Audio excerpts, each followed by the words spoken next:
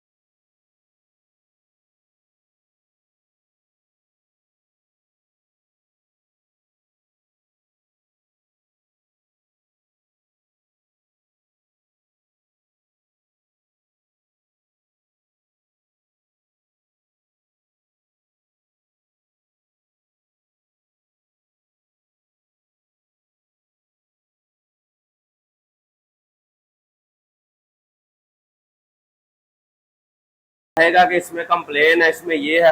نئے ماڈل کے جتنے بھی انورٹر آ رہے ہیں نا، کسی میں کوئی کمپلین نہیں ہے، تقریباً 1 ماہ ہو گیا میرے پاس چل رہا ہے، بہترین ایفیشنسی ہے، کوئی مسئلہ مسائل نہیں ہے۔